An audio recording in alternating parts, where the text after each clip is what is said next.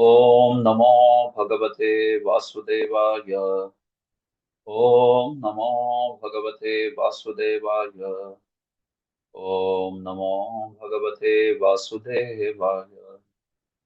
नारायणं नमस्कृत्य नरं चैव नरोत्तमं देवीं सरस्वतीं व्यासं ततो जयमुदीरयेत्। नष्टप्रायेष्वभद्रेषु नित्यं भागवत सेवया भगवत्युत्तमश्लोके भक्तिर्भवति नैष्ठिकी। कृष्णाय वासुदेवाय देवकी नंदनाय च नन्दगोपकुमाराय गोविन्दाय नमो नमः। ॐ अज्ञानतिमिरान्धस्य ज्ञानाञ्जनशलाकया चक्षुरुन्मिलितं येन तस्मै श्रीगुरवे नमः। श्रीचैतन्यमनोभीष्टं स्थापितं येन भूतले सोऽयं रूपः कदा मह्यं ददाति स्वपदान्तिकम्। वन्देऽहं श्रीगुरोः श्रीयुतपदकमलं श्रीगुरून् वैष्णवांश्च श्रीरूपं साग्रजातं सहगणा रघुनाथान्वितं तं सजीवं साद्वैतं सावधूतं परिजनासहितं कृष्णचैतन्यदेवं श्रीराधा कृष्णपादान् सहगणा ललिता श्रीविशाखान्वितांश्च नमः। ॐ विष्णुपादाय कृष्णपृष्ठाय भूतले श्रीमते भक्तिवेदान्त स्वामिन्ति नामिने नमस्ते सारस्वते देवे गौरवाणी प्रचारिणे निर्विशेष शून्यवादी पाश्चात्य देशतारिणे नमो महावदान्याय कृष्ण प्रेम पदायते कृष्णाय कृष्ण चैतन्य नाम्ने गौरत्विषे नमः। हे कृष्ण करुणा सिंधो दीनबंधो जगत्पते गोपेश गोपिका कांत राधा कांत नमोस्तुते। तप्त कांचन गौरांगी राधे वृंदावनेश्वरी वृषभानुसुते देवी प्रणमामि हरिप्रिये। वाञ्छाकल्पतरुभ्यश्च कृपा सिन्धुभ्य एव च पतितानां पावनेभ्यो वैष्णवेभ्यो नमो नमः। जय श्री कृष्ण चैतन्य प्रभु नित्यानंद श्री अद्वैत गदाधर श्रीवासादि गौर भक्तवृंद। हरे कृष्णा कृष्णा कृष्णा हरे हरे हरे राम राम राम हरे हरे। सर्वशास्त्राब्धि पीयूष सर्ववेदैक सत्फल सर्वसिद्धांत रत्नाढ्य सर्वलोकैकवृत्तः सर्वभागवत प्राण श्रीमद्भागवत प्रभो कलिध्वान्तोदितादित्य श्रीकृष्ण परिवर्तित परमानंद पाठाय प्रेमवर्ष्यक्षराय ते सर्वदा सर्वसेव्याय श्रीकृष्णाय नमोऽस्तु मदेकबन्धो मत्सङ्गिन् मद्गुरो मन्महाधन मन्निस्तारक मद्भाग्य मदानंद नमोस्तुते। असाधु साधुता दायिन् अति निचोच्चता कर पानमुंच कदाचिन्मां प्रेम्णा रघुकंठयोस्फुर। श्रीमद्भागवत महापुराणम की जय। Hare Krishna. So welcome all of you in today's session. I hope I am very audible, clearly audible. So in today's session, we wish to begin 10th Canto's first chapter. In last two sessions, we had a general introduction to the course and also introduction to the 10th canto, especially the topic of 10th canto, which is Ashraya, and the Samam, the supreme shelter, Shri Krishna. So today onwards, we will begin to study the chapters and while proceeding text by text in the various chapters. So the first chapter, that is their advent of Lord Krishna. So this particular chapter is also very wonderful and a large chapter also, 69 verses in this chapter. So yes, let us get started with this chapter. So I'm just sharing my screen.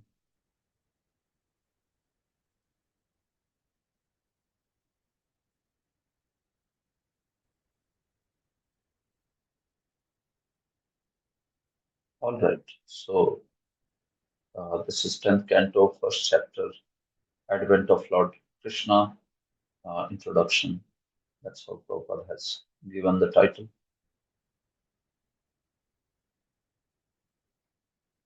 Yes, so just as a summary, from the prior session. If you see 10th canto, the chapter distribution of 10th canto is in this fashion. We see that there are 90 chapters in the 10th canto, and then they are divided into three parts. We have seen this in the last session. I'm just sort of revising it again. So these 90 chapters can be divided into three sections: Vraja Leela, pastimes in Vraja or Vrindavan; Mathura Leela, pastimes in Mathura; and Dwaraka Leela, which means pastimes in Dwaraka. So around 40 chapters, they can be covered under Vraja Leela. So in that first five chapters, 1 to 5, they talk about appearance of Sri Krishna. So advent of Lord Krishna, appearance of Sri Krishna, Krishna Janma, that is discussed in first five chapters. So that's how Prabhupada also has given the title Advent of Lord Krishna introduction. Then next 9 chapters Balya Leela, next 6 chapters Pauganda Leela, 19 chapters Kaishora Leela. There is this one chapter, 40th chapter, where Akrura is taking Krishna out of Vrindavan. So there is Akrura Stuti, the praise by Akrura. So then there are pastimes in Mathura, 11 chapters from chapter 41 to 51, Mathura Leela, and then finally pastimes in Dwaraka from chapter 52 to 90, so 39 chapters. So in this way, 40, 11, 39. This is how the three sections of Vraja Leela, Mathura Leela, and Dwaraka Leela are distributed. So in this, the first chapter, Advent of Lord Krishna. So this is okay. So in this now we see the first 2 verses, text 1 and 2. So these verses, Shri Rajovacha, Kathito Vamsha Vistaro, Bhavata Soma Suryayoho, Radnyam Chobhaya Vamshanam, Charitam Paramadbhutam, Yadoscha Dharmashilasya, Nitaram Muni Sattama, Tatram Shena Vatirnasya, Vishnor Vedyani Shamsanaha. Okay, so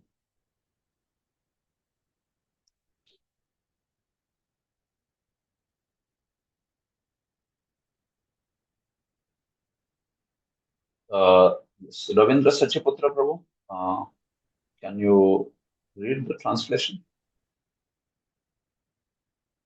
Okay, you are not able to unmute yourself. Just give me a minute.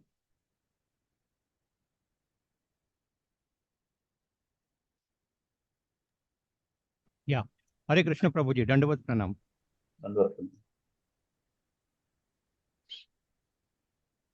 Oh, best Yes, of Prabhu. Munis. Oh, best of Munis. This is the first one, King Parikshit.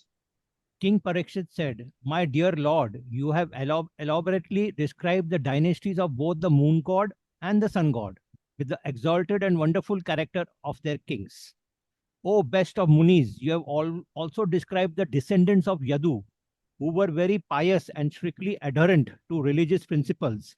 Now, if you will kindly describe the wonderful, glorious activities of Lord Vishnu or Krishna, who appeared in that Yadu dynasty with his Baladeva, his plenary expansion. Hare Krishna. Hare Krishna, thank you, Prabhu.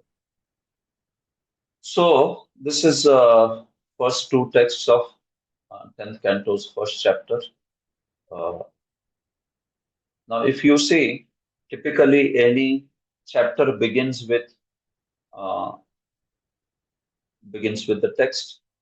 So when the commentators they start analyzing these texts, the tikakaras, the commentators, so then they usually write the karika.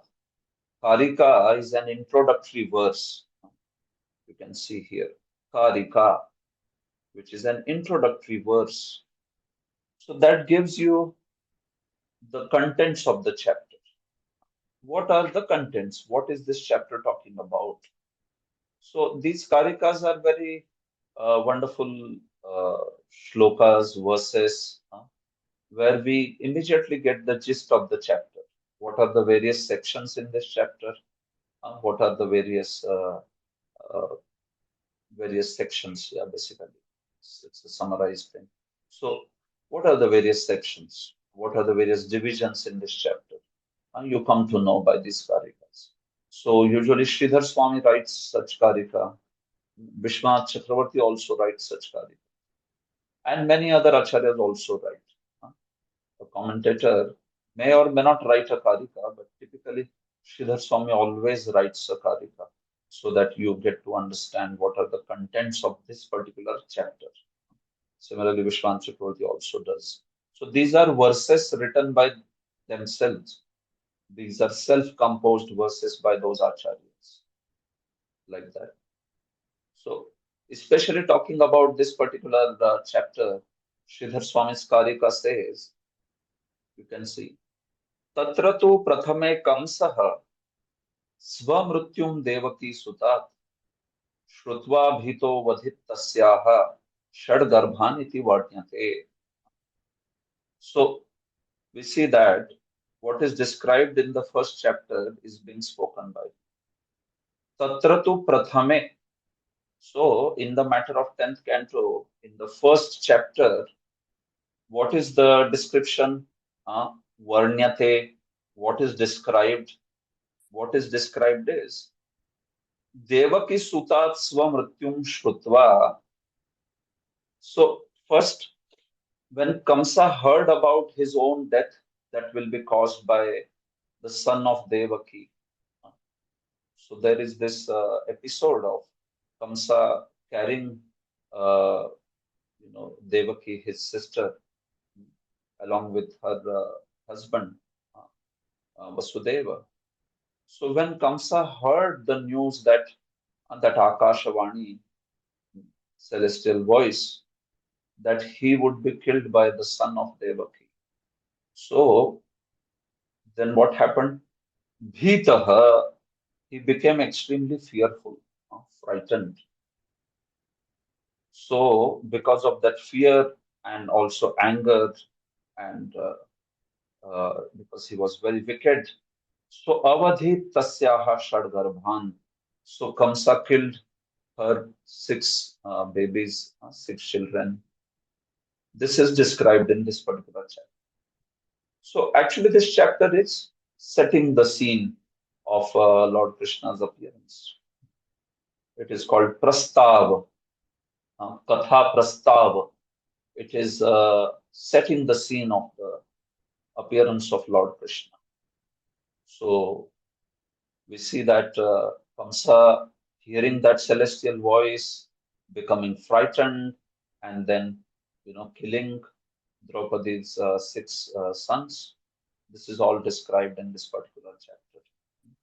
So that's how the Karikas are.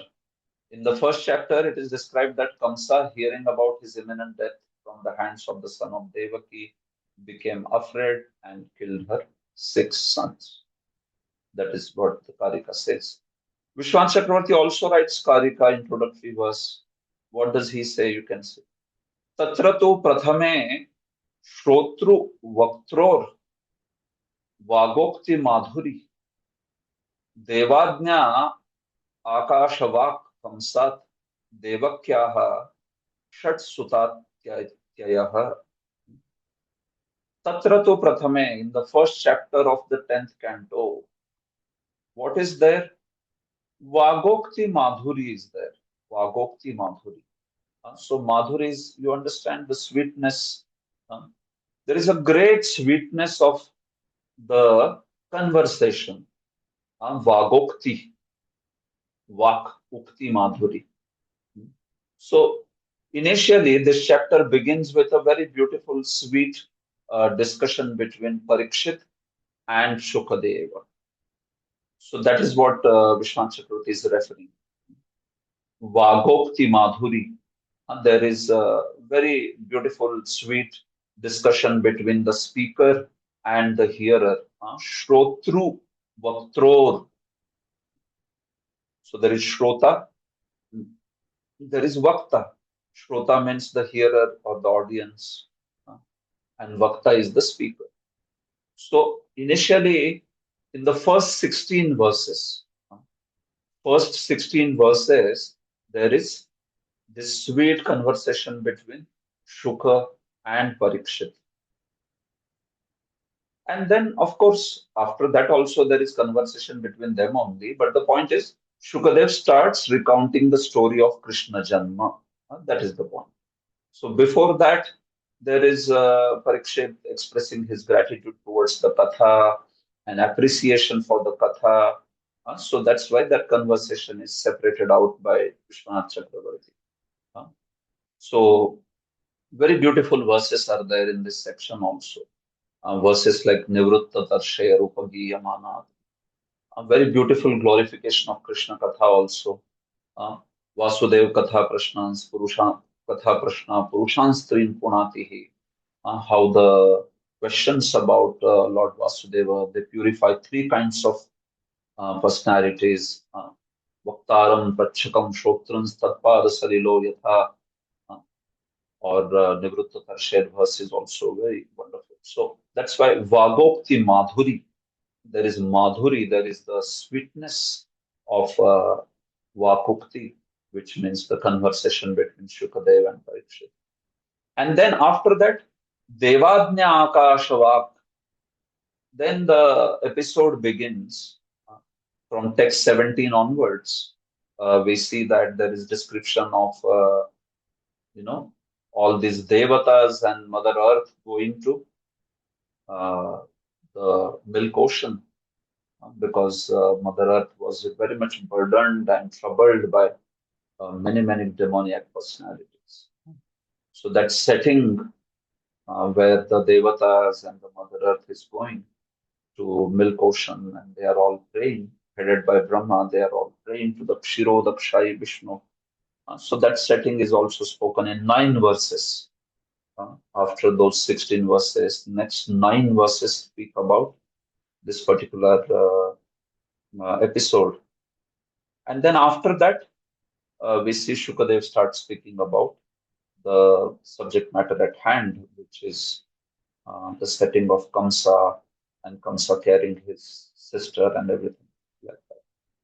So that's the Devadnya Akashavak. This celestial voice was actually nothing but the Devatas, right? It was Devadnya, and those were the demigods speaking. They declared to the Kamsa, saying that the son of this Devaki would be your cause of your death. Kamsa Devakyaha Shat Sutatyayah. And also Devaki's 6 sons, and they were killed by Kamsa. Shat Sutatyayah. Sutatyayah means the killing of the death of the Devaki's 6 sons by the hands of Kamsa. So those are the contents. So majorly you can divide this chapter into 3 sections. First 16 verses, they are basically conversation between Shuka and Parikshit on the wonderful glory of Krishna Katha. The next 9 verses, they talk about Mother Earth and all the demigods headed by Brahma going to Kshirodakshai Vishnu, going to milk ocean basically to pray to Kshirodakshai Vishnu. And then the last section, that is the section where Kamsa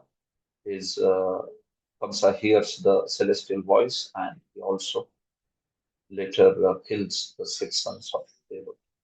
So those are the 3 major sections in this particular chapter. Okay. So this particular verse now, on these first 2 verses, so we see that Sri Rajovacha, Sri Raja, meaning the king Parikshit, he said, Kathito Vamsha Vistaro Bhavata Soma Suryayoho. So he is speaking to Shukadev and he is saying, Kathito Vamsha Vistaro. So you can say, talking about Vyakhyanam Panchalakshanam. Uh, so here there is Padacheda. Every pada, this is pada. Pathito is one pada. Vamsha Vistaro is another pada. So all these padas, they are separated, and then their meaning is written down. Uh, Padacheda, Padarthokti, Vigraho. Vigraho is when there are compounded words, so you expand them. Vamsha Vistara, it's a compounded word. Soma Surya Yoho, it's a compounded word. So when you expand them and give the meaning, that is called Vigraha. So all this is done by Srila Prabhupada in his word to word. You can see here in the word to word, Prabhupada writes all the padas separately and then also gives meaning. Like Kathitaha has been given here. Vamsha Vistaraha, Vigraha also, a broad description of the dynasties. Vamshanam Vistaraha, uh, the expansion or description, elaboration of the dynasties. So Prabhupada also, you can see he's writing the expanded meaning over here. So within Prabhupada's synonyms itself, the first three steps get completed, which is Padacheda, Padarthokti, Vigraha. That. And then the next one is Vakya Yojana. So Vakya Yojana. This is the fourth step in Vyakhyanam Panchalakshanam. You remember we were discussing about this. So the fourth step, which discusses the Vakya Yojana, why it is needed is because in Sanskrita, this particular what you see is called as Padya. And this is a Padya. Okay. So a Padya is a verse or text which is a poetry. It is not Gadya. It is not prose. It is poetry. So in the poetry in Sanskrit, you can have the words placed in any order. Your subject, object, verb need not follow a particular order. Uh, Anywhere can be your subject or object or verb. Typically, when you speak in prose fashion, you don't speak like that, right? You follow a certain order of words. You speak like first subject and then verb and then object, or depending on the language. In English, like if you want to say a statement, uh, Krishna sees Radha. So now this particular statement, you are talking about subject Krishna, verb sees, and Radha is the object, right? So you are talking in the order of subject, verb, object. So this is a prose. Uh, in Sanskrit, you first speak with the subject, Krishna, then you speak about the object, Radham, and sees, Pashyati, Krishna, Radham, Pashyati. So there is subject, object, verb, like that.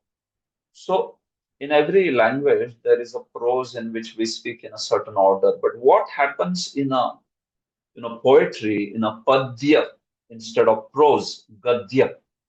These are the words. Gadya means prose, padya means poetry. So what happens in padya is the order of the subject, object, verb may be completely changed. It's like it's not needed that it should follow a certain order. So when you have to translate a verse or you have to make out the meaning of that, then you have to again put them in proper order so that the sentence is meaningful. You understand? So that particular thing is known as Anvaya or Vakya Yojana, where you understand and place the words as in proper order, subject, object, verb, in that particular manner. You place them so that the whole statement becomes meaningful, like that. So that's the purpose of Vakya Yojana or Anvaya, as known as also by another word called Anvaya. Why do you do Anvaya of a Sanskrit verse? Because then you are placing subject, object, verb in a proper order, so that when you give the meaning to the words, it will make a meaningful statement this way. So this is the reason. So Sanskrit can have its object, subject, verb placed in any way without changing the meaning. That's the speciality of Sanskrit language. You change the order of the words, the meaning never changes, right? If I say Krishna sees Radha, and if I interchange the words Krishna and Radha, so then now subject object will be changed. Radha sees Krishna instead of Krishna sees Radha. In English, subject and object will change, but this doesn't happen in Sanskrit.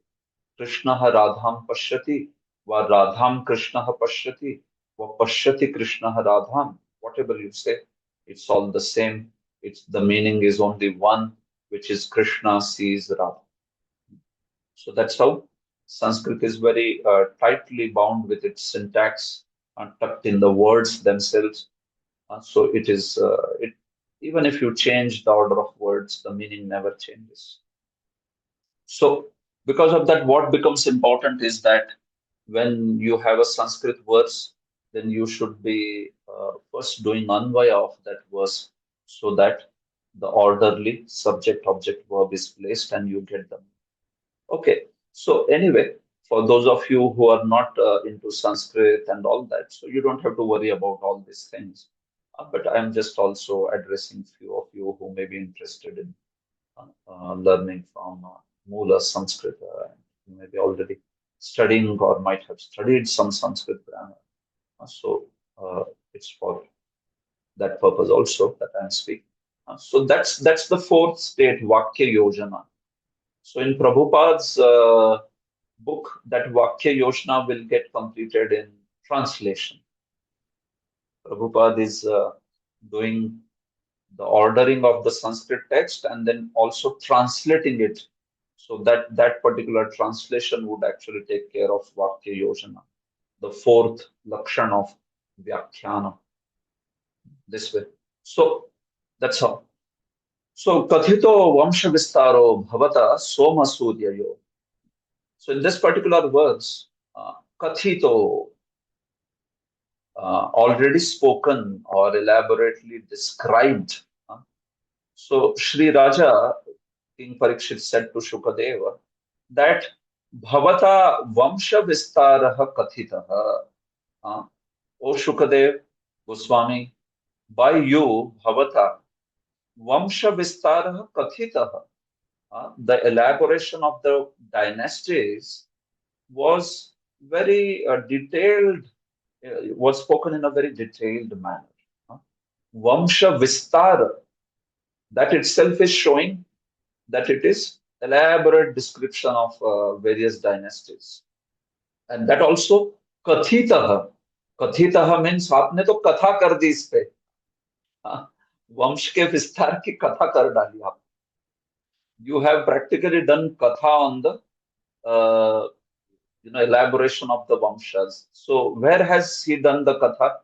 Shukdev has done the katha in ninth canto. Ninth canto is where he has elaborately spoken the Vamshavali, Vamshanucharitam, right? Ninth canto has 24 chapters, out of which 13 chapters describe the dynasty of the sun and 11 chapters describe the dynasty of the moon. So you can see he has spoken elaborately on the dynasty of the sun and the dynasty of the moon. That's why he is saying, Soma Surya Yoho Vamsha Vistaraha Bhavata Kathitaha. The dynasty of Soma, which means the moon god, and Surya, which means sun god. So you have elaborately described these both the dynasties before. So that's referring to the ninth canto. Rajnyam cha ubhaya vamshanam charitam paramadbhutam. And also you have spoken charitam, you have spoken the character of various kings of both these dynasties. This character is said to be paramadbhutam. It is most wonderful. It is exalted. and wonderful character. A wonderful life story of all these kings has been spoken, right? We know that the prior canto has spoken about so many exalted kings from dynasty of the sun god and moon god. These two are very prominent dynasties of Kshatriyas, Surya Vamsh and Soma Vamsh. Uh, so, so many kings were described there. Kings like Ambarish, then kings like Daushanti Bharat, kings like Yayati, Yadu, Uru. So many of them were described in the prior canto. So all these various kings and their exalted character was discussed. So he's telling, I have you have kindly described all this in quite great detail. Not only that, yadoscha dharma shilasya nitaram muni sattama. You have also described the character of the kings in the Yadu dynasty. Uh, Yadoho, Yadoho Vamshanam Charitam api. You have also described the descendants or the character of the various kings in the Yadu dynasty. Right towards the end of the ninth canto, there is description of the kings of the Yadu dynasty, and in the last chapter, it starts describing about Krishna, about especially Krishna and the other Yadus. So the kings in the Yadu dynasty also were described.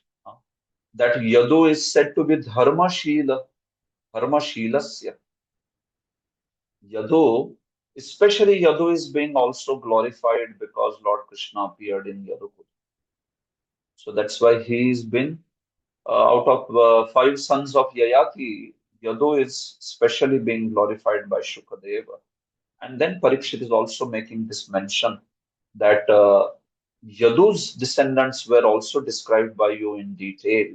Why is he so interested in Yadus? Because Yadunath, because the master of the Yadus, Yadava Shri Krishna, he has appeared in this particular Yadupur dynasty, Yadu dynasty, like that. So Yadu himself is also known as Dharmashila, and all his descendants are also very, very wonderful. And what to speak of Lord Krishna, who has mercifully agreed to come in the dynasty of the Yadu, right? Uh, Yadoho Anvavaye Malayasya Vachandanam.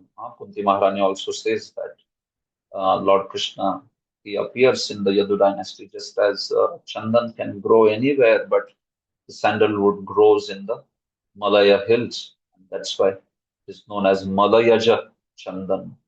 So similarly, Lord Sri Krishna, he can appear anywhere, but he chooses to appear in his devotees dynasty. So he chose to appear in the dynasty of the Yadus, this king Yadu, and that's why he is glorified. Yadu is glorified. He is said to be Dharmashila also, because he himself was a pure devotee of Krishna.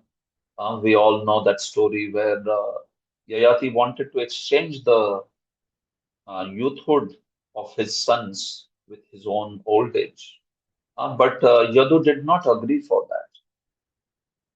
Yadu did not accept that order of Yayati, request of Yayati to exchange the youth. And although in that way he disobeyed his father, but he is glorified for that disobedience. Instead of uh, being criticized for that, he is glorified for that, like that. So why was that? Because he was completely focused on spiritual life. He was completely focused on bhakti. He did not want to waste his time by giving youth to this person, Yayati, his father. He did not want to waste his time. He was just completely focused on his own, service to the Supreme Lord. Uh, that's how. So that was the reason that he did not accept. He thought that. Uh, he wanted to quickly basically get over this phase of youthhood, and then be done away with all the sense desires and everything, and just focus his attention completely on Supreme Lord. uh. So by exchanging his youth, he would be wasting so much of time further in the material world, which he never wanted, did not want. So he's glorified only for the rejection of that, all in the order of his father, Dharmashila, like that. Although Yayati was not happy with him, but then the scriptures and the sages, they glorified only because Yadu was a great devotee. He was a pure devotee of Krishna. And that's the point. So that's why he's known as Dharmashila. So the descendants of Yadu were also described in detail. Tatra amshena avatirnasya Vishnor viryani shamsanaha. So please describe to us the viryani. Please describe to us the great, wonderful acts,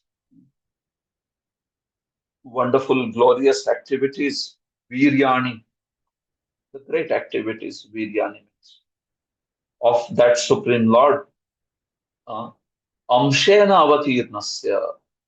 So that Supreme Lord who has uh, expanded, or who has appeared along with his expansion, Baladeva. Amshena Saha, one who has appeared along with Baladeva. So please speak his glorious activities to us, like that. So that's basically the meaning of the first two verses. So literally, you know, Srila Sanatana Goswami, Vishwanath Chakravarti, they say that Parikshit Maharaj had heard a lot about all these kings now, and now he wanted to hear about Krishna. Because so much was spoken about all these kings, and he was happy about it. It is Ishanu Katha. In the ninth canto, Ishanu Katha is the topic. And he was happy about hearing all these kings and all. But, now he was also very eager to hear about Yadu's descendants, and in that, especially Shri Krishna, like that. So, Lord Krishna's whole life was spoken by Shukdev Goswami and only into two verses, towards the end of the ninth canto. So ninth canto is speaking 10th canto in two verses. That's it. Last two verses of ninth canto is entire 10th canto summarized. You know these verses. So you can see here these two verses.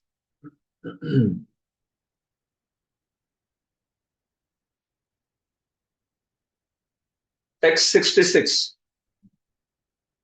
Jato gata pitrugrahat brajamedhitartho hatva ripun suta shatani krutorudaraha उत्पाद्यतेषु पुरुषः क्रतुभिः समीजे आत्मानम् आत्मनिगमं तथयञ्जनेषु.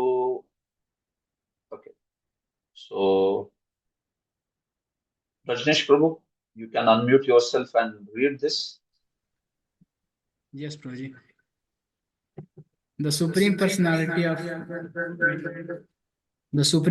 of Godhead Sri Krishna, known as Leela Purushottam, appeared as the son of Vasudeva, but immediately left his father's home and went to Vrindavan to expand his loving relationship with his confidential devotees. In Vrindavan, the Lord killed many demons, and afterwards he returned to Dwarika, where, according to Vedic principles, he married many wives who were the best of women, begot through them hundreds of sons, and performed sacrifices for his own worship to establish the principles of householder life.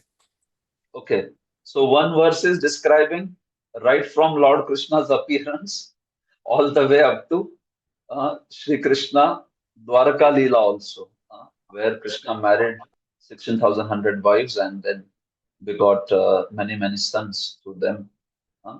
So in one verse, we have reached from Lord's appearance to Dwarka Leela. And then now another verse, pastimes of Lord are done, completed. Prithvya savai guru bharam kshapayan kurunam Anta samuthakalina yudhi bhupachambah दृष्ट्या विधूय विजये जयमुद्विघोष्य प्रोच्चोद्धवाय च परम समगात् स्वधाम. Yes, Prabhu. Please read. Thereafter, Lord Sri Krishna created a misunderstanding between family members just to diminish the burden of the world. Simply by his glance, he annihilated all the demoniac kings on the battlefield of Kurukshetra and declared victory for Arjuna. Finally, he instructed Uddhava about transcendental life and devotion and then returned to his abode in his original form. Finished. 10th canto over. Right? In 2 verses. That's it. Done. So you can imagine Parikshit is hearing all these kings and all, dynasty after dynasty after dynasty. And when it comes to Lord Krishna's life, only 2 verses this way. So he wanted elaboration.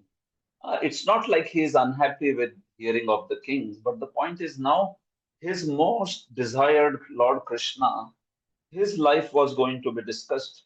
So how will he be happy with just 2 verses? Right? That's it. You can see end of the ninth canto. So then that's why in the 10th canto we see that Parikshit begins with great eagerness to hear this pastimes, where he wants to hear these pastimes in great detail. He says that please speak them. Vishnor Viryani Shamsana. Especially speak them elaborately like that, you know. Especially speak them elaborately. One of the acharyas, which is also one of the bona fide acharyas on 10th canto, Hari Suri. Hari Suri says that, Parikshit really felt now already Shukdev has spoken so much greatly in detail about the kings of sun god and moon god dynasty, Surya Vamsha and Chandra Vamsha. Now, if he again starts speaking, I cannot tolerate this. I will ask him, no, stop this. Now you speak about Krishna like that. He anadaro bhavet. He says that I will develop some another disrespect this way. So, of course, what he wants to say is Parikshit was very, very eager to hear about Krishna now. And, it must have been many, many days of hearing also, right? On the 10th canto, Parikshit is hearing Krishna Katha at least for 3 to 4 days, right? And traditionally, Kathakars, they say that the 10th canto began on the fourth day. Of course, I have not seen any praman on that. But yeah, typically that's how they speak. So, many, many days he has been hearing. And now here comes the cherished, desired objective of hearing about Lord Krishna. So he wants Shukdev Goswami to now speak in most elaborate manner. He is very, very eager to hear about Sri Krishna like that. So that's the sense. So you can see Sridhar Swami. So we talked about Sridhar Swami's Karika. So that's all that he has commented. Jiva Goswami. See here, JG stands for Jiva Goswami, SS stands for Sridhar Swami, VCT stands for Vishwanath Chakravarti Thakur. Those are the abbreviations we are using. Shri Raja, Shri Rajovavacha, right? So Shri Raja means Shri Yukto Raja. The king is with Shri Yukta. He is with the Shri. So what is that Shri? The king who is with the splendor. The king who is with the great prowess and splendor.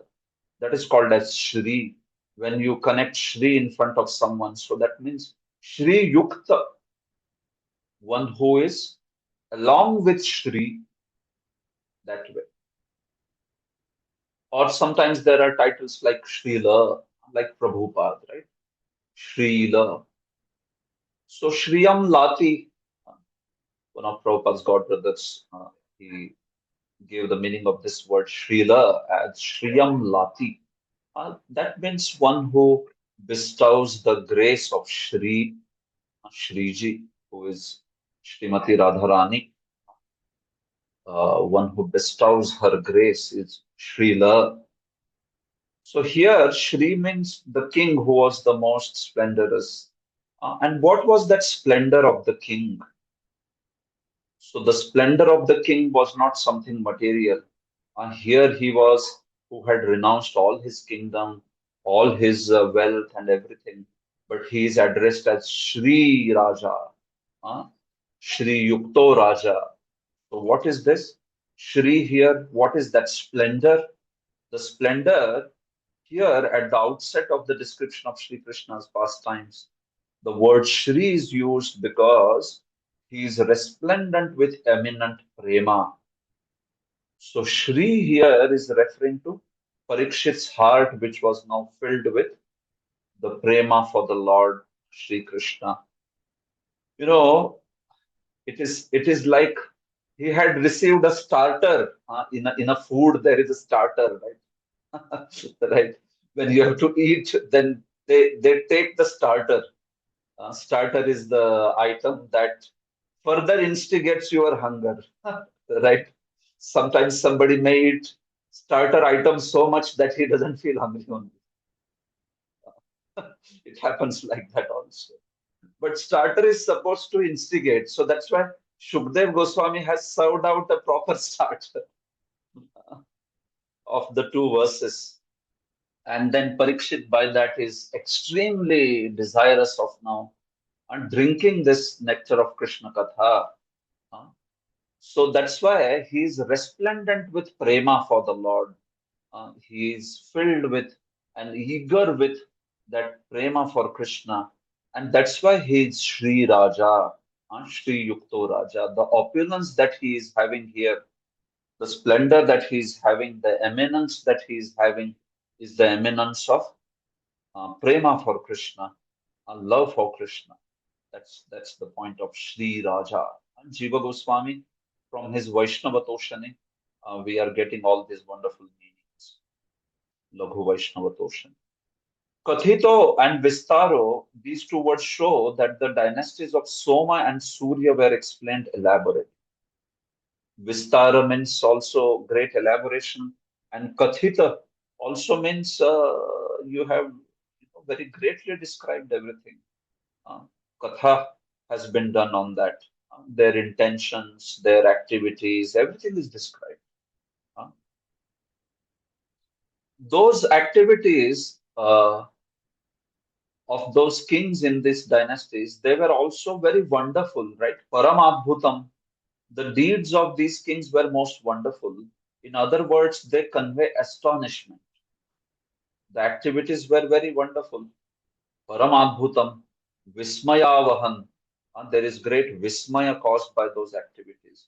What are those activities which were wonderful? So you must have read this in the ninth canto. Like Pururava's marrying Urvashi. That is, very sort of astonishing act. Pururava was such a king that he married this heavenly, most beautiful damsel, Urvashi. Or there was this Kakutstha who mounted on Indra. You must be knowing this story. This king from the Sun dynasty, Kakutstha, also known as Indravaha or Puranjaya. So this personality, he was so powerful that he was called by demigods to fight with the demons in the heavens. So he said, I will come, but then Indra has to carry me. Indra should become my carrier. You know. So Indra was not happy with that, but then so much he was desperate that Kakustha should fight. So finally, all the demigods requested, and Indra also agreed to become his bull. Uh, so Indra became the bull, and this Puranjay, he sat on that bull, especially the hump of that bull. So that's why he is known as Kakutstha, uh, because Kakud, Kakud means the hump of a bull. Kakud. So Kakudstha, which means one who was situated on the Kakud, the hump of the bull. Who was that bull? The bull was Indra himself. So such stories are there which are very wonderful, astonishing. Even story of Yayati for that matter, right?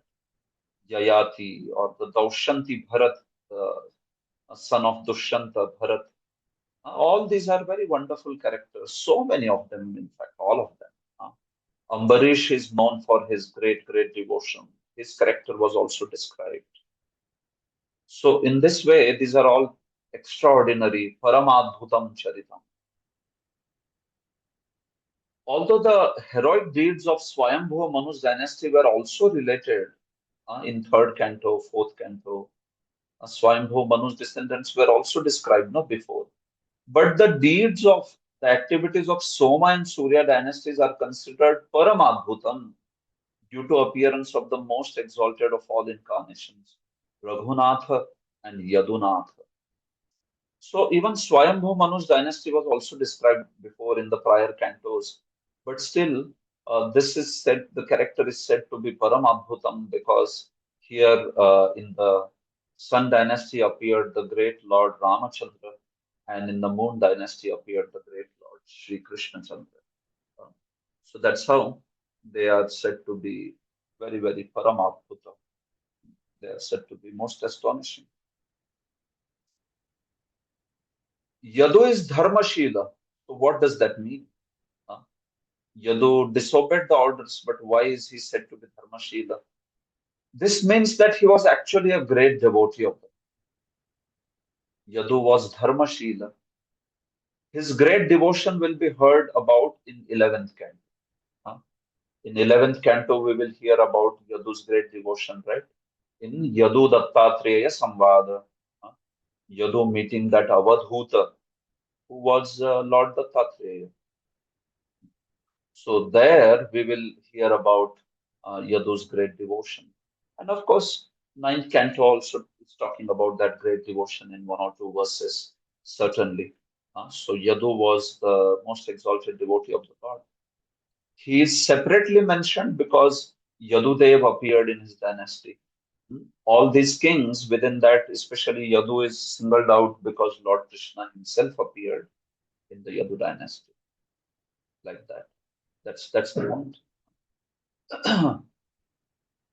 He calls Srila Shukdev Goswami as Muni Sattama. In the text, you must have seen here, you can see in the text too, he calls Shukdev as Muni Sattama.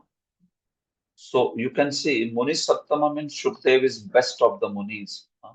Sattama, there is Sat, there is Sattara, and there is Sattama. In Sanskrit, this Tara, Tama words show comparative and superlative degrees.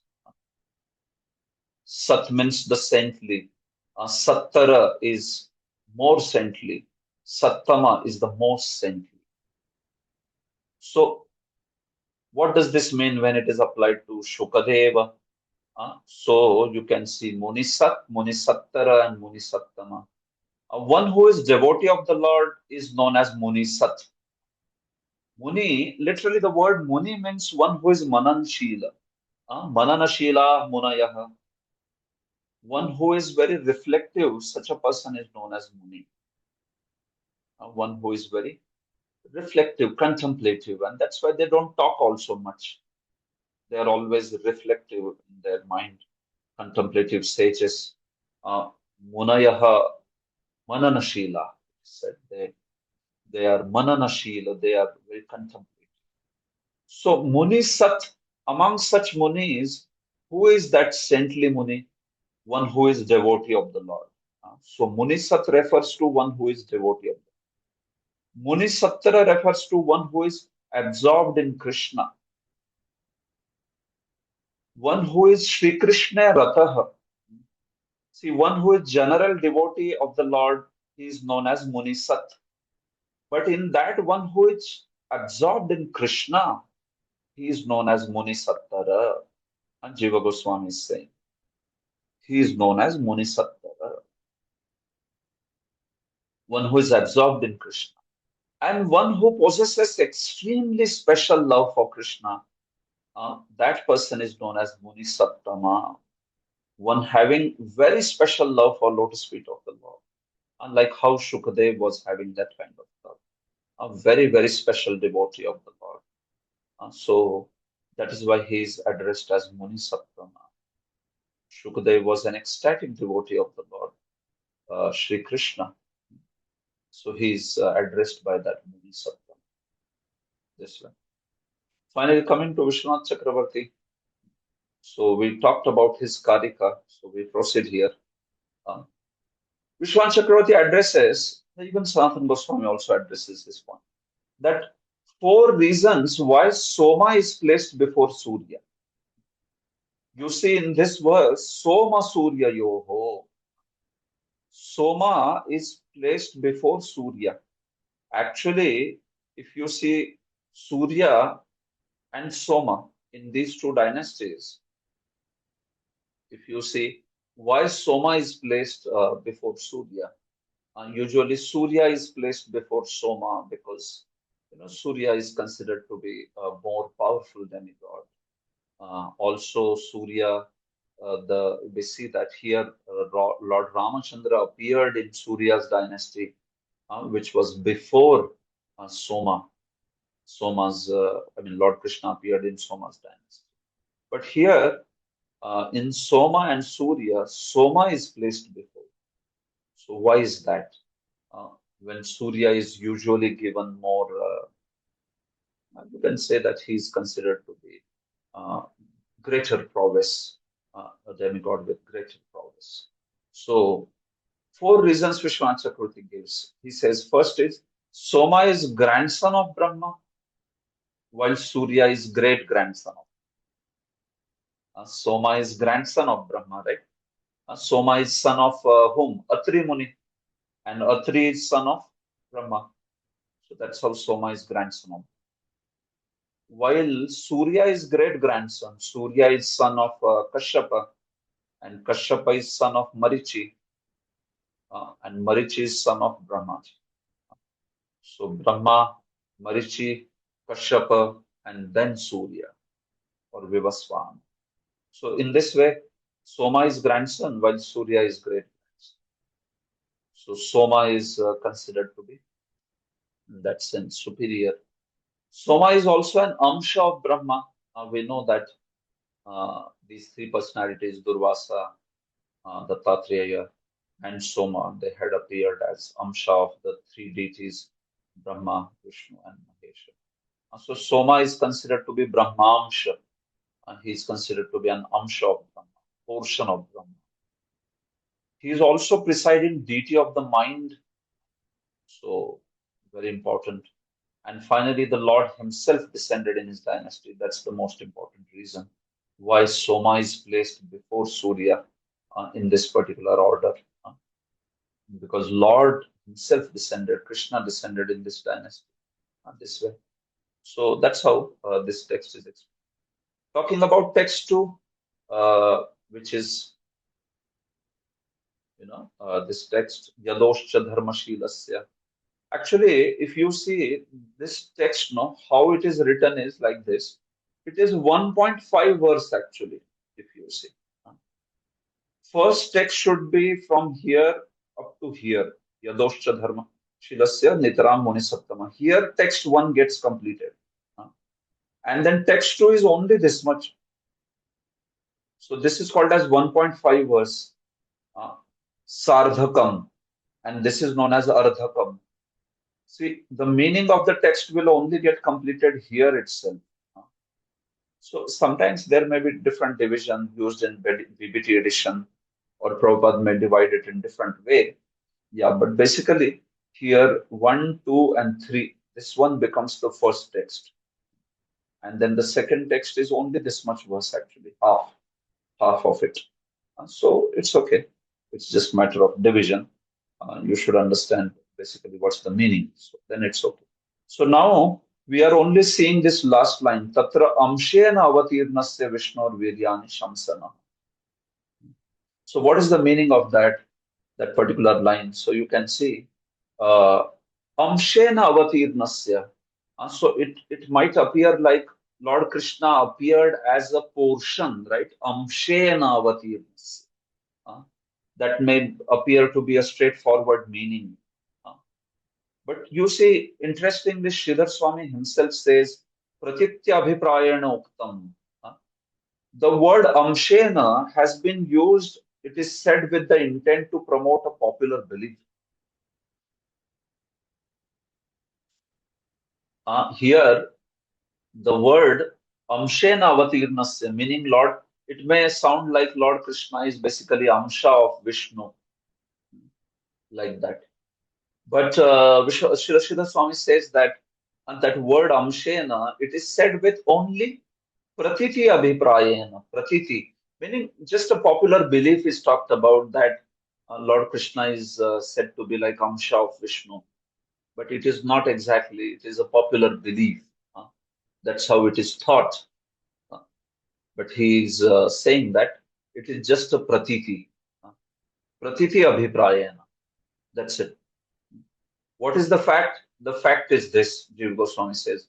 In Sridhar Swami's commentary, Amshena iti pratiti abhiprayena uktam, the term pratiti, which means understanding or belief, common belief, popular belief, it signifies that sadharan jananam eva jnaya.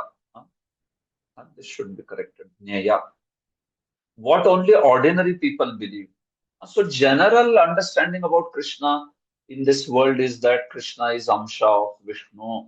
But Sridhar Swami himself is saying that this word Amshana has been used to promote a popular belief, Pratiti. So that's why Sadharan Jananam Evadneya. Ordinary people, general understanding is that Krishna is Amsha of Vishnu, but actually Vishnu is Amsha of Krishna. And in general, people, they don't understand this truth because Krishna also says in Bhagavad Gita, Naham Prakashah Sarvasya Yogamaya Samavit. So this truth is not very well known, but it is known to the ones who are hearing in proper Sampradaya. So because of that, the sense of Amshena Avatirnasya does not mean Lord Krishna who has appeared as an Amsha of Vishnu, but rather it means Asarva Subodhasya, Krishna whose nature is not easily understood by everyone. Amshena Avatirnasya. So it means that one who has not, is not that easy to understand. His tattva is not that easy to understand. Right? This is the point. If we take meaning of Amshena, a different meaning, then it can mean Shri Baladevena Saha. Amshena Avatirnasya means that Lord Krishna who also appeared along with his Amsha Baladev. That's the meaning. Along with Shri Baladev. The idea is Baladev's exploits or Baladev's activities, Baladev's deeds are also worthy of a praise. So please speak to us the activities of Krishna and also please speak to us the activities of Baladev. Amshena saha avatirnasya Vishnoho viryani shamsanaha. Please speak to us the viryani, the activities of Lord Krishna who has avatirnasya appeared. Amshena saha, one who has appeared along with Baladev. So like that, Shri Parikshit is asking. If Krishna descended as a part of Vishnu, that would contradict statements such as Krishna's to Bhagavan Swayam and other statements of Krishna's supremacy. So, if we take this verse to mean that Krishna is Amsha of Vishnu, then it would contradict what has been already spoken in the first canto, right, which is Krishna's to Bhagavan Swayam, or other pramanas also. He has quoted pramanas from Brahma Samhita, Ramadi Murti Shukalani Amena Tishtan, or Golokrieva Nivasatya Khilatma Bhuto, and all those pramanas also. Some other pramanas from Bhagavatam also, where Lord Krishna is said to be the source of all the incarnations. So this is why Amshena Avatirnasya here does not refer Lord Krishna as Amsha, but it means Lord Krishna who has appeared along with his Amshas like Baladev. Finally, please speak these pastimes to us, Naha. You can see Naha is spoken in plural number. Parikshit is saying, speak these Viryani, great activities, Naha, to us, unto us. So which means Asman. In Sanskrit, it's in plural number. So this is because Parikshit considers himself glorified by mere desire to hear Krishna Katha. He is glorifying his own fortune to be able to hear Krishna Katha. That's why he calls himself as little bit honorific. Plural is honorific, right? Those of you who know Prabhupada's English also, Prabhupada used we. We had been bestowed with the great fortune. We met our spiritual master, his divine grace. So who is that we? That is him, right? I.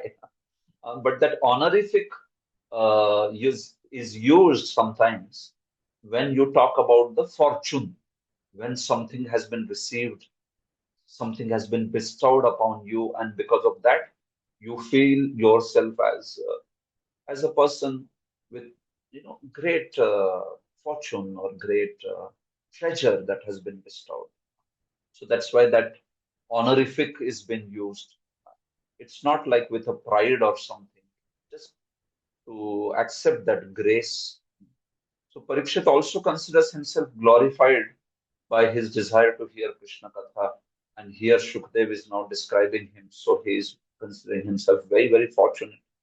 Or he speaks like that in plural because there are many others who are hearing with him. So he speaks with mercy and he speaks that, okay, for others' sake also, please describe these activities. Because there are many other sages also who are listening to this wonderful Krishna Katha. So for their sake, mercy and humility also. He feels like, only because all these sincere souls are there, so I can also get to hear Krishna Katha. So that's why for us, please recount these stories for sake of us. So he feels that along with them, he also will get the fortune to hear Krishna Katha. So you can see, even just by that small naha, so much of insight in Parikshit's mercy and humility, all these emotions has been described by Jiva Goswami. Finally, Naha can go with Vishnu too. Naha Vishnu. You can put that Naha in front of Vishnu. Naha Vishnu. Please recount the stories of Naha Vishnu, our Vishnu. It can mean. Please describe the stories of our Vishnu, meaning not your, somebody else's Vishnu. No, our Vishnu. So who is our Vishnu? Our Vishnu is Sri Krishna. That's also. Naha Vishnu ho. So it is showing that this Krishna is our family deity. He is ours. So there is a sense of that atmiyata towards Krishna, accepting Krishna as his own, mamatva as that family. He is my Lord. He is our Lord. Please recount the glorious deed of our Vishnu. Instead of unto us, you can put that in front of Vishnu and say Naha Vishnu ho, Asmakam Vishnu ho, instead of Asman. Asmakam Vishnu ho, Hamare Bhagwan Vishnu ke वीर्यों को बताइए. Like that he's speaking. So this is how Shwan Chakravarti Thakur. Amshena Vishnu ho. See, all of them, they comment on these words because they want to make sure that these are not misunderstood. So he says, यह खलु अंशेन वैकुंठे विष्णु भवति यस्य एकांशः विष्णु तस्य पूर्णस्य. Please describe the great activities of the full Lord who exists in Vaikuntha as an amsha. Lord exists fully and his amsha exists in Vaikuntha as Vishnu. So, Amshena Vishnu does not mean Lord Krishna is Amsha, but it means Vishnu is Amsha. That's the point. Vishnu is his Amsha and Krishna is that Purna Purushottam Bhagavan, Avatari, Amshi, Swayam Bhagavan, right? As Gaudiya Vaishnavas, we don't call Krishna Bhagavan also. We call him Swayam Bhagavan. Okay. If you just say Bhagavan, no. Ete chamsha kala pumsa Krishnastu Bhagavan Swayam. Because everybody is Bhagavan. Narayana is also Bhagavan. Sri Rama is also Bhagavan. Everybody is Bhagavan. But, when you talk about Swayam Bhagavan, Krishnastu Bhagavan Swayam, that is talking about the root Bhagavan, one who is a source of even all the Bhagavanas. That's the point. So this is talked about in Krishnastu Bhagavan Swayam verse. So you might all be knowing this. Finally, Amshena, you can put it in front of Shamsa also. As I said, you can pick up these words and place it another place also. So Amshena Shamsa, which means that narrate partially because it's not possible to narrate fully. Who can narrate fully? So although you go in full details, but is it possible to cover all the details? So that's why he is saying, the gist is that no one has the power to fully discourse on this topic. Please, you can describe it, but you can describe it to whatever best possible extent that you can go. But actually, who can describe them fully? No one, right? That's the point. So I'm going to take this text 3 and then pause for today. Tomorrow's session, day after tomorrow's session, we will take the very wonderful verse fourth verse, which has a very long commentary and explanation. So text 3. अवतीर्य यदोर्वंशे भगवान् भूतभावनः कृतवान् यानि विश्वात्मा तानि no वद विस्तरात्. Okay. Sitarupa Vishnupriya Mataji, you want to read the translation? Hare Krishna, Hare Krishna. Translation: the super soul, the supreme personality of Godhead Sri Krishna, the cause of the cosmic manifestation, appeared in the dynasty of Yadu. Please tell me elaborately about his glorious activities and character from the beginning to the end of his life. Hare Krishna. Yeah, thank you. Yes. So, Avatirya Yador Vamshe, having taken the appearance in Yadu Vamsha, that Bhagavan, who is glorified as Bhuta Bhavana, the cause of all the cosmic manifestation, Vishvatma, he is the super soul, Kritavan Yani Karmani Tani No Vada Vistarat. So whatever activities he performed, please speak those activities Vistarat. Please speak them elaborate. So you can see that he is speaking about, please speak those activities elaborately, my Lord, meaning Shukdev Goswami. So Sridhar Swami says, well, his deeds were already mentioned in verses such as Jato Graha Pitru Graha Vrajamedhitartha, and the last 2 verses of the 9th canto. So here you can see Sridhar Swami is also addressing. So you have already heard his activities, no? So why are you asking again? You heard them in the last canto. So see, this is called as the Akshepa, the 5th Lakshanam in Vyakhyana, in explanation of a text. Akshepa. So Akshep here is what? No, but you already heard the pastimes of Lord. I spoke those 2 verses at the end of 9.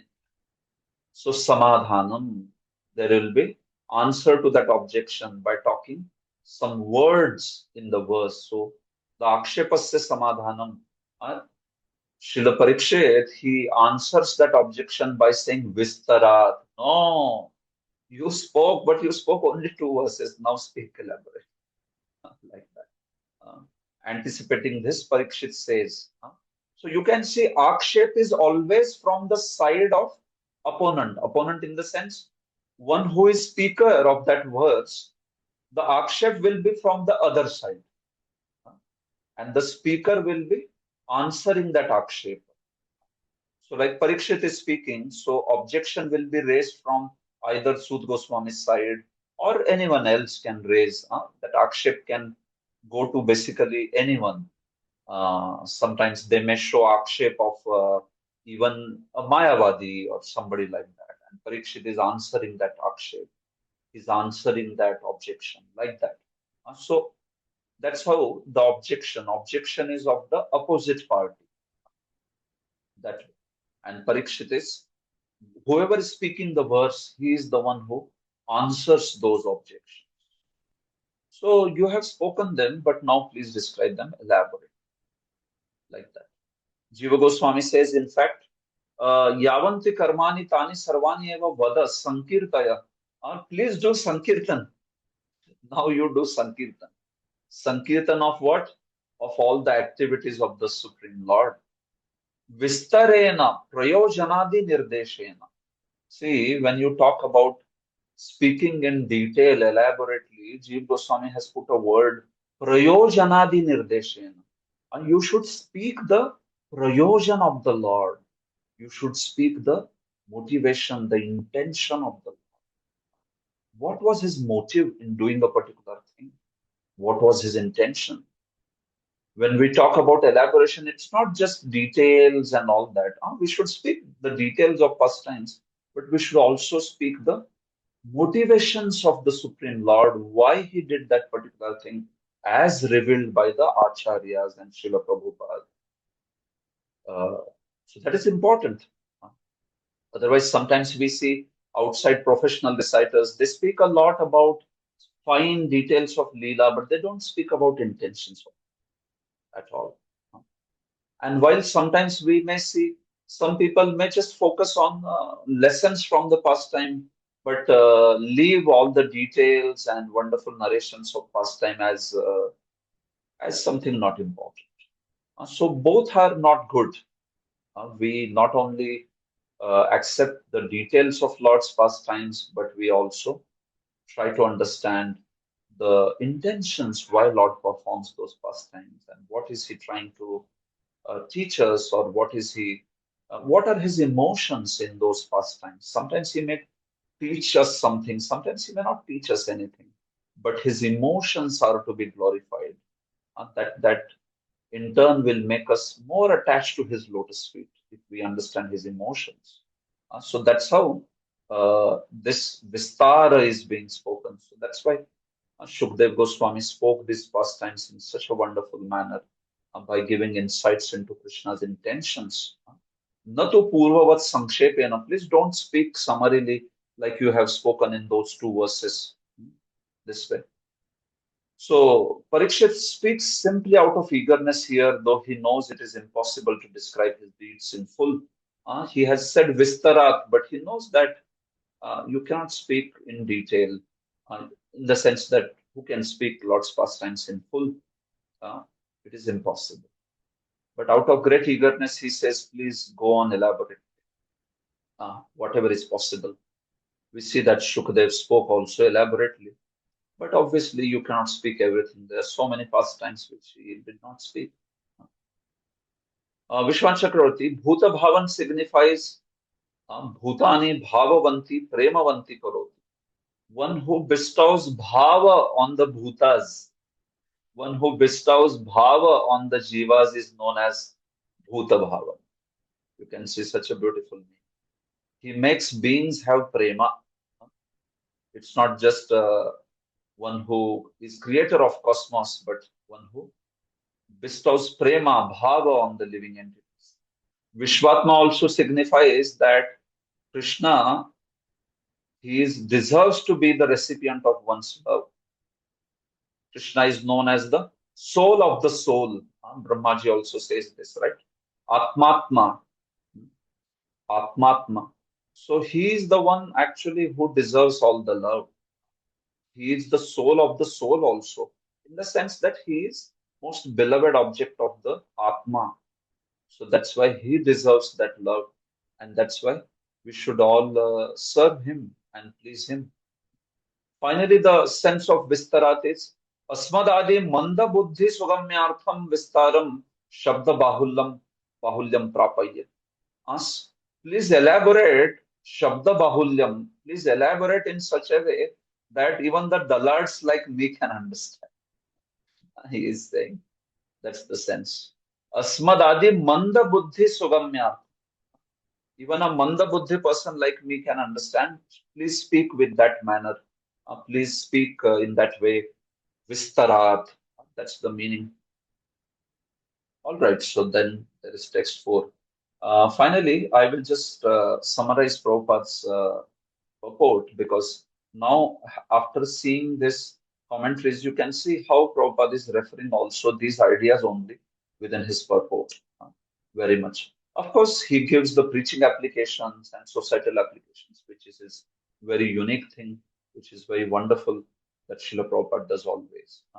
But you can see here now, in the first verse, Shukdev, he says that in the 9th canto, Shukdev Goswami summarized the activities of Krishna. So now Parikshit Maharaj, being naturally a devotee of Krishna, wanted to hear more. So that's why he is encouraging Shukdev Goswami to speak and give further details. So Prabhupada quotes also those verses. You can see those last 2 verses of 9th canto. So you can understand why is he quoting this. Why Soma was quoted in the first Soma Surya Yo, Soma was mentioned before.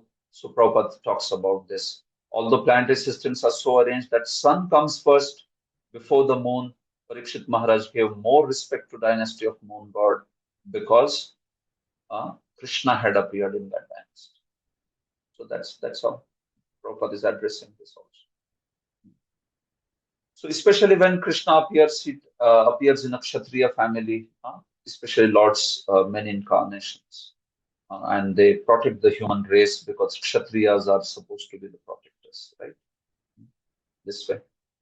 In the text too, Prabhupada quotes that how Amshena Avatirnasya should not mean that Krishna is Amsha of Vishnu, but in fact, Vishnu is Amsha of Krishna. So that's why he has quoted Ishvara Paramaha Krishna and Yasyaika Nishvasita, and these verses from Brahma Samhita. Maharaj Parikshit requested Shukdev Goswami to describe Krishna and his glorious activities. Shukdev Goswami was the greatest Muni. He could describe Krishna only partially, for no one can describe Krishna fully. So you understand, these all meanings are being derived from the commentaries. Prabhupada in fact quotes Anantadev, who has so many thousands of hoods, but still he cannot describe Krishna fully. So what to speak of anyone else? Finally, in the third verse, Prabhupada says that he gives the application over here. He says, if religionists, philosophers, and people in general simply hear the activities of Krishna, they will be liberated. So actually, we have to create this opportunity to hear Krishna Katha as much as possible. Prabhupada is speaking about this idea. Anyone who becomes even slightly interested in Krishna Katha is liberated. Such a person, he is actually walking the path of liberation. So that's why this opportunity is to hear Krishna Katha and discuss Krishna Katha. All these opportunities are most wonderful opportunities for all of us, and we can make use of these opportunities where we may be hearing, we may be speaking, whatever. But the point is that these are the nectar actually. These are the life elixir for a devotee, and they are the substance that maintains him in bhakti. So thank you all very much. Granthra Srimad Bhagavatam ki jai, Srila Prabhupada ki jai. So at this point, any of you need to leave, please go ahead. Anyone who has questions may stay back, or any comments, you may stay back. So you can unmute yourself as I call out your name. Sitarupa Vishnupriya Mataji. Prabhu, Hare Krishna, simple doubt, Prabhu. The last slide you were showing, no, that Mandabuddhi wala slide. Just can you show it once again? Mandabuddhi.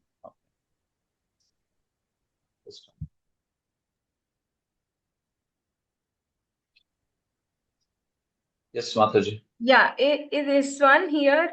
He is written, no. See, Mandabuddhi Sugamyartham, that means it will be easily understood for any fools also. But the last word, Shabda Bahulyam Prapaya, what does that mean? Shabda Bahulyam Prapaya, which means what? That, if you have to explain something, then you may have to use multiple words, multitudes of words. So if needed, you can also elaborate by adding and explaining those words, adding Shabda Bahulya, utilizing multitudes of words, abundance of words, so that something is very terse, very brief, then not many understand, right? Brevity is for intelligent people, but Shabda Bahulya, then anyone can understand. So that's what he means by Okay, thank you so much, Prabhu. Hare Krishna. Hare Krishna, Uh, Prabhu. yes, Madhavendra Puri Prabhu. Yes, thank you for your wondrous class. I have a question in regard to the etymology of that word yadu, Yudhishthir. It looks like it's Datu, Yadu, Yud. And interestingly enough, in French, in colloquial French, when we say Yud, Yupin, it refers to Jewish, the Jewish tradition. To your knowledge, is there any correlation between Yadus and Yudhishthir? It looks like the same sound, and the Jewish dynasty, or do you have any?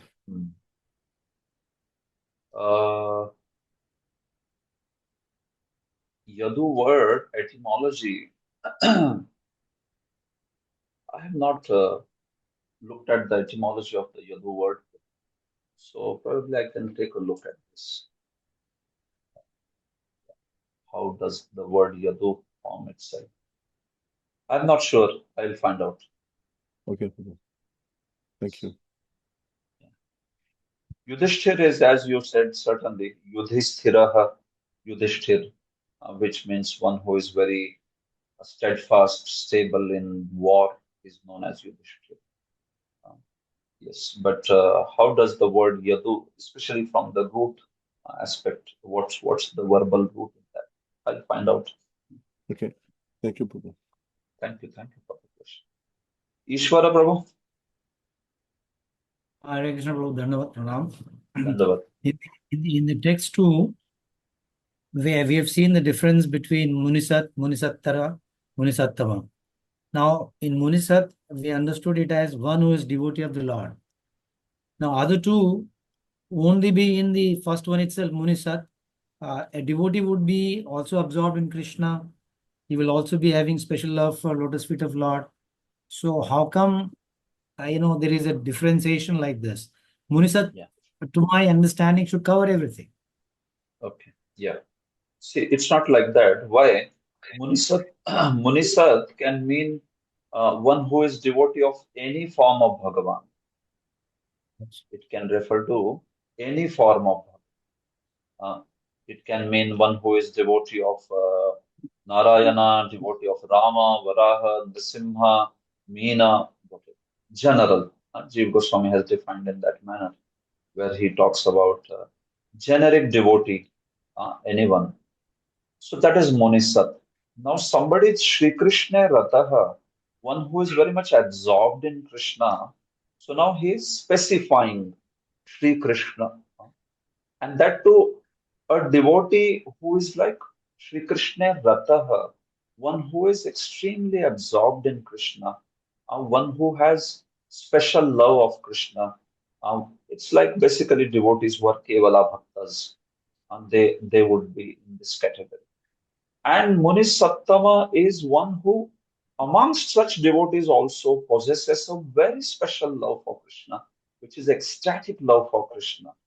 So you can see within devotees also the kind of ecstasy that Shukdev had. You take the name of Krishna or Radha, especially Radha's name like that. So he would fall into ecstasy. He would faint in ecstasy. So we can see that his love is not a very general kind of love. Although every devotee is glorious, we agree, but still there is more, perfect, more perfect, and most perfect. That sense it is. So, by Jiva Goswami. Okay, brother. Thank you. Yeah. Soumya Mataji. Hare Krishna Prabhuji, Pranam. Pranam, Swami. I have two questions. One is like about the dynasty of sun and moon. Is it somehow related to the Archiradi mark and the Chandra mark by anyhow? Like why Krishna appeared in Moon dynasty?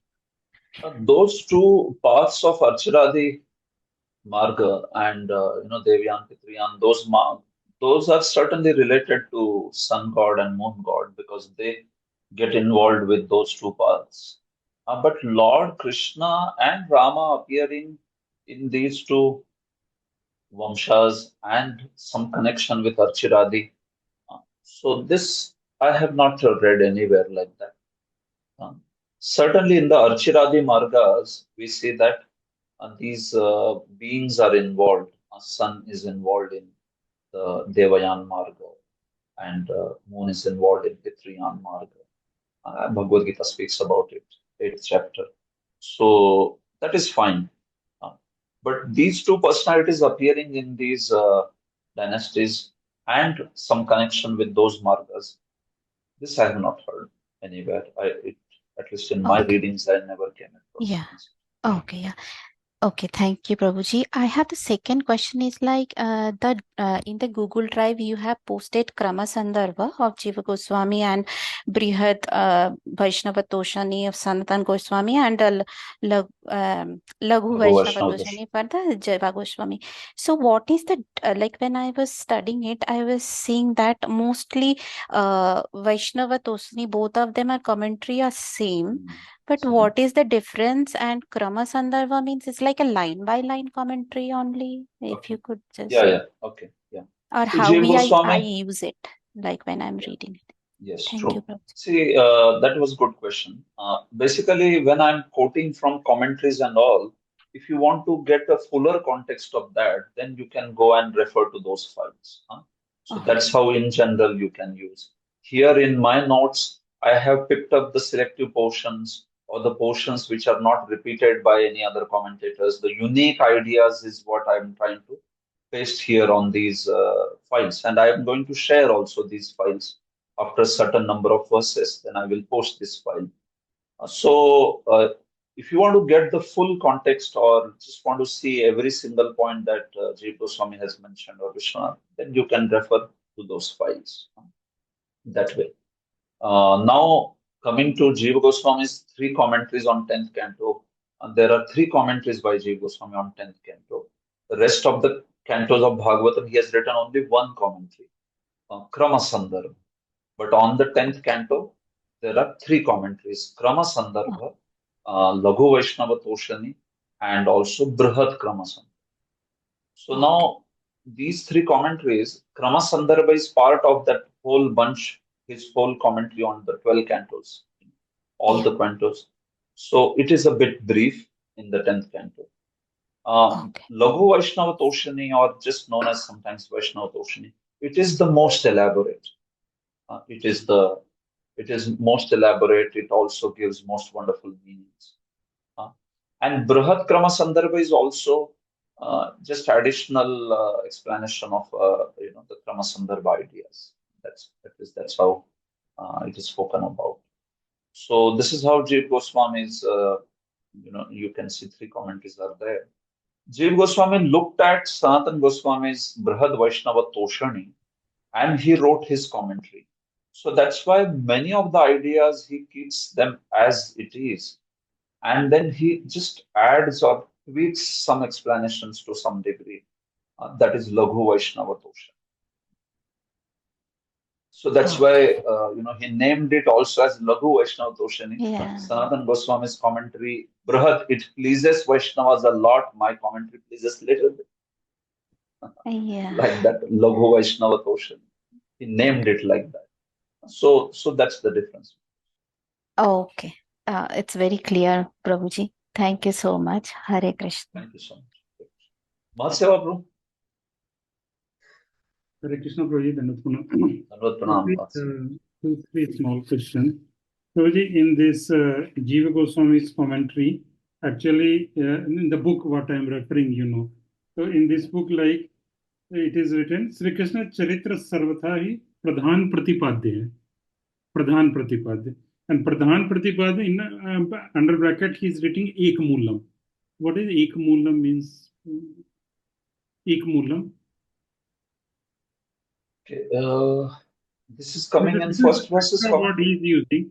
Instead of Pradhan Pratipadya, he is saying Pradhan Pratipadya hai. That is the main thing to describe, na? Pradhan Pratipadya. Yeah, Pradhan Pratipadya is the main topic, the chief topic that is to be described. Then he has written is this Jiva Goswami's original text only, or no? Ek Moolam. 1 second, so that I have to see. It is the first verse only. I mean the first text only. Basically, words such as Ekamulam and all, they take that. Well, this is like singular root. That's it is Sanskrit. Sarvathe Ekamulam. Sri Krishna Charitam Vistarin Srotum Vaktum, like that. Sarvatha Ekam. Yeah, Sarvatha Ekam. Yeah, so basically, Prabhu, it would mean that that is the singular root of everything. Sarvatha Ekamulam. By all means, it is the singular root of all the subjects, topic matters. It's the root topic, like that it is.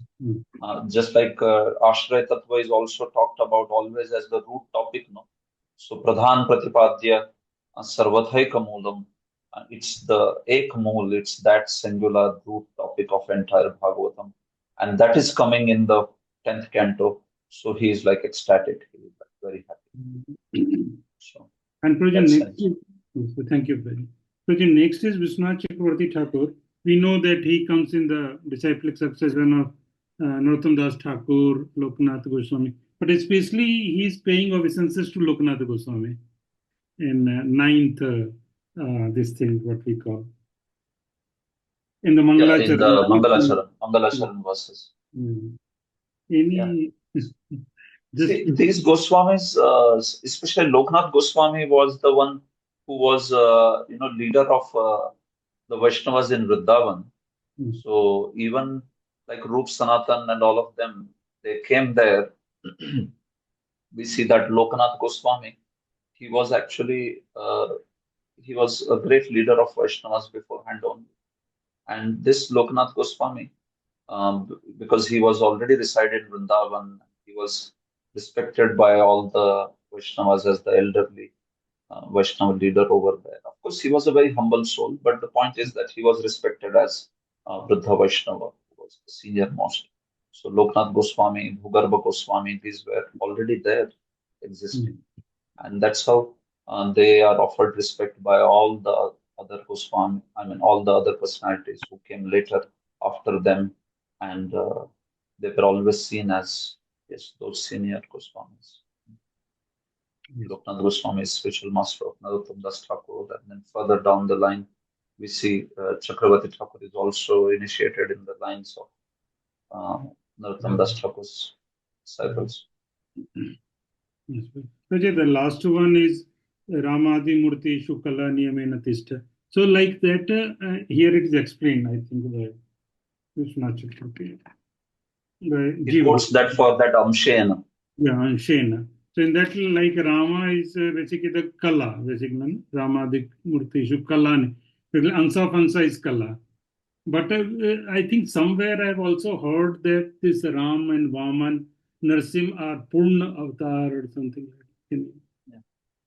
Okay, in in Laghu Bhagavatamrit, Padma Puran is quoted by Srila Rupa Goswami, where he says, Nrasimha Rama Krishneshu Shadgunyam Paripuritam.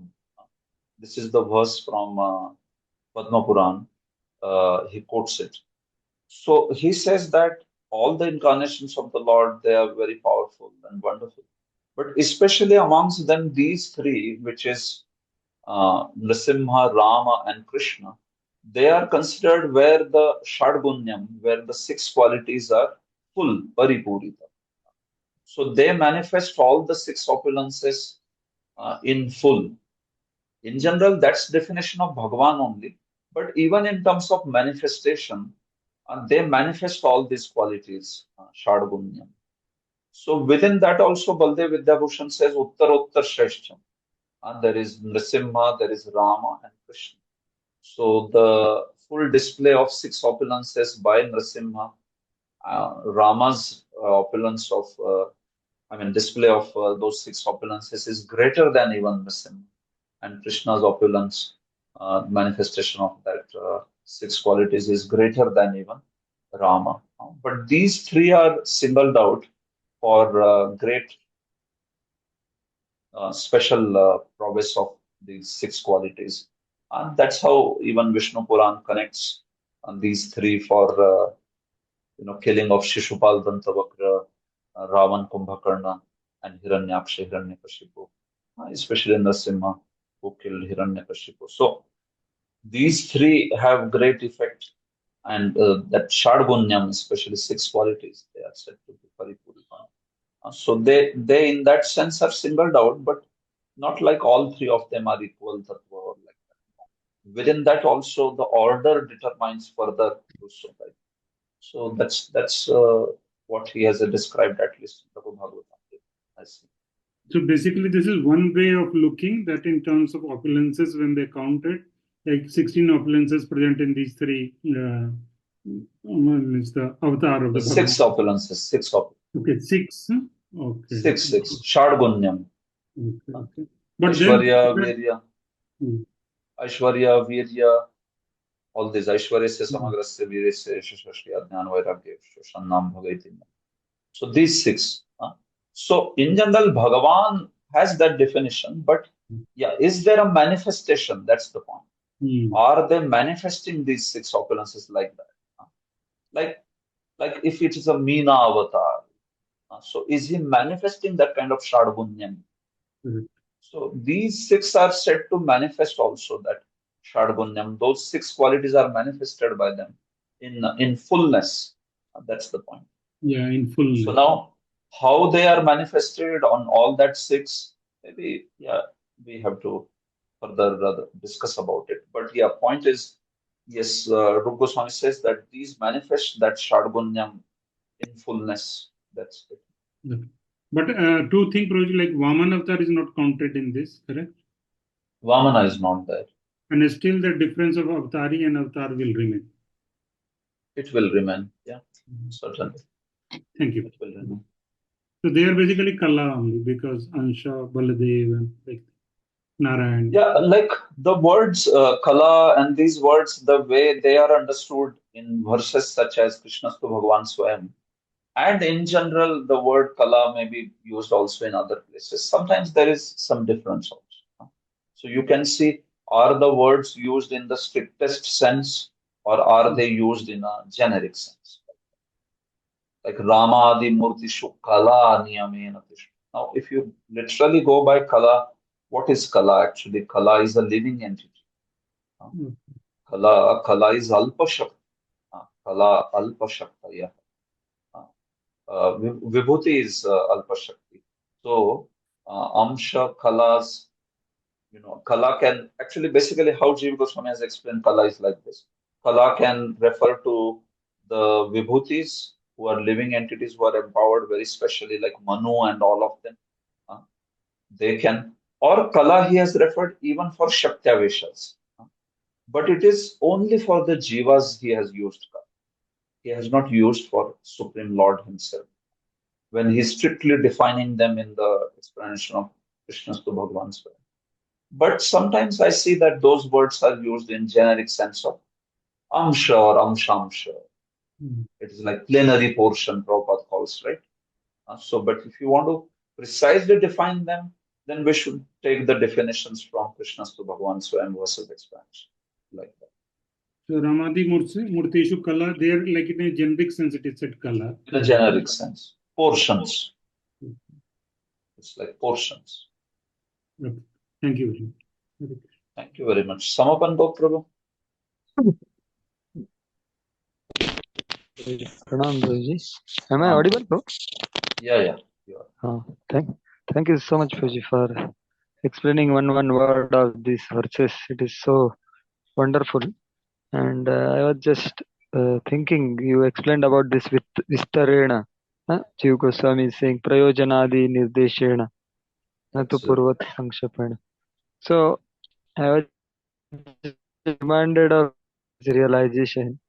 So the original purpose of the text must be maintained, right? So Very he says, nice. so I was feeling that actually this is what is the description of the original text.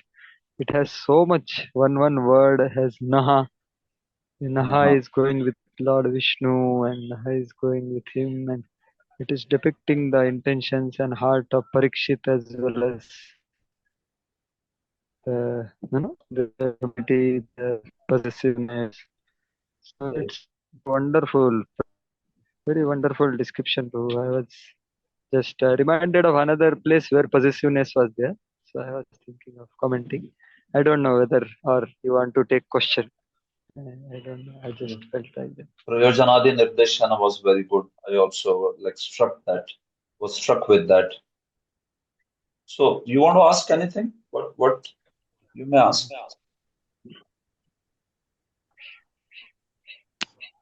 Yes, Prabhu. Means I had any other devotees have questions. Okay, then Praladhan Prabhu and then Madhavendra Puri Prabhu, and then I think we will stop for today. Praladhan Prabhu has been raising hand from long. Okay, Danvat Pranam Prabhuji. Danvat I just Pranam. have little prejudice I have regarding this Sasi Surya.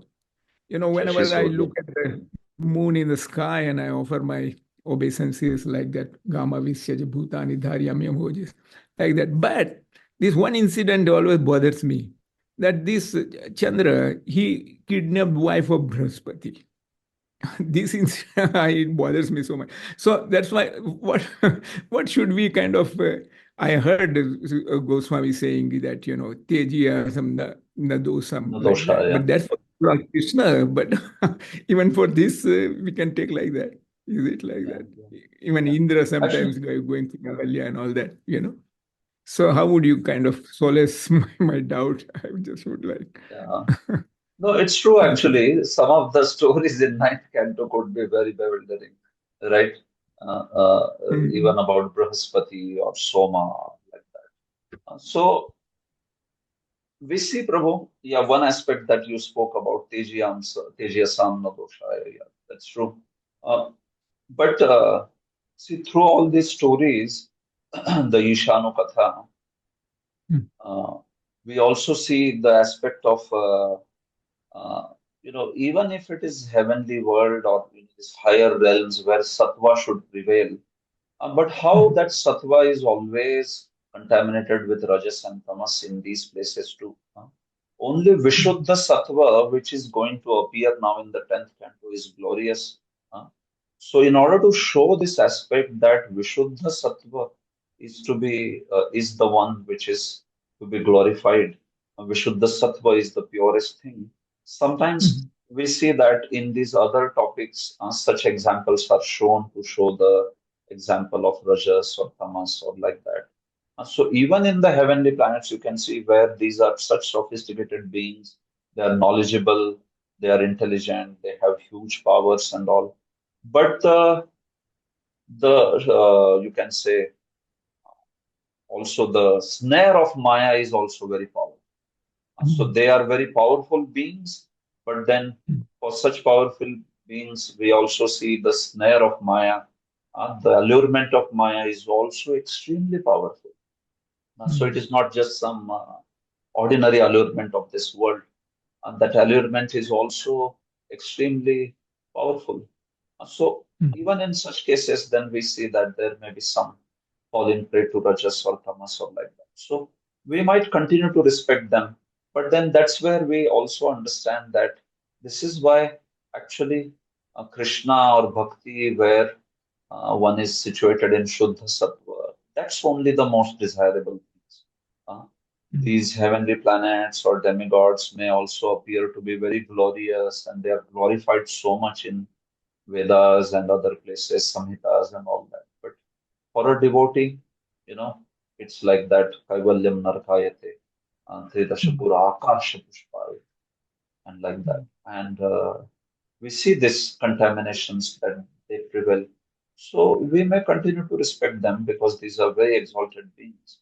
But then obviously we see that a pure devotee of Krishna is most glorious person, more glorious than any of the demigods or all these empowered representative gods. They don't represent the path of pure devotional service. No, Prabhu. They represent the path of mixed devotional service. So that mixing naturally is going to show its contamination sometimes. And they follow the path of karma mishra bhakti. So where there is a mixture of karma, desire for enjoyment, post position, sensual enjoyment, all that. So that contamination is what is going to appear in these terms sometimes. So it is sometimes very shocking, but the point is that is the Mishran. So we aspire for Kevalava.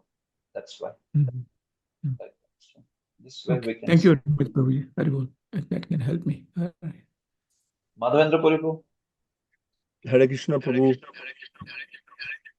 In regard to this question of one Prabhu 5 minutes ago, you quoted Padma Puran and you said Shat Eshvarya Purnya Bhagavan. You quoted Lord Nrsimhadev, Lord Ram, Lord Krishna. And of course, we could perhaps add up Mahaprabhu. He is himself, Radhabhav Duti Suvaritam Nome Krishna Swarupam. Yeah. So, of course, perhaps because his Chania avatar is not listed in Padma Purana as such, but is also Shadeshvarya Purnya Bhagavan. Absolutely. So, yes, Prabhu, it is perfect. I mean, we can talk about Lord Chaitanya also, certainly. He is considered non-different than Krishna. So, all those terms like avatari, amshi, they can be applied to Lord Chaitanya. Absolutely no issues with it. Okay. Yes. It's just that the verse is coming from typical Vedic scriptures. So, as you said, yeah, it's true. Lord Chaitanya is Channavatara. So, the verse is talking about these three forms of. Yes. But certainly, Lord Chaitanya is Swayam Bhagavan. He is Amshi. He is Avatari. You can apply all those terms to him. Thank you. Thank you. Thank you. Thank you so much. Hare Krishna. So, okay, so we continue in day after tomorrow session. There's a very wonderful discussion on the text 4th, Nivrutta Tarshe Rupagiyamana. So, do join in that session. A classic commentary, one of my favorite verses actually of 10th Canto. So we will see that plus many more verses in that session of 10th Canto. Hare Krishna. Thank you for your patience. All the classes are being recorded and being put on the YouTube. I have shared also YouTube link with all of you. So please go there in case you miss any class and you may hear. Hare Krishna. Thank you. Thank you Very very much. much. Srila Prabhupada ki jai. Yeah. Granthra Srimad Bhagavatam. Jai. Samastacharya Vrinda ki Jai. Thank you very much. कृपा सिंधु में पतितनां पावनेभ्यो वैष्णव। Thank Thank you, Prabhu. Hare Krishna, Dandavat Pranam. Thank you. Dandavat Pranam.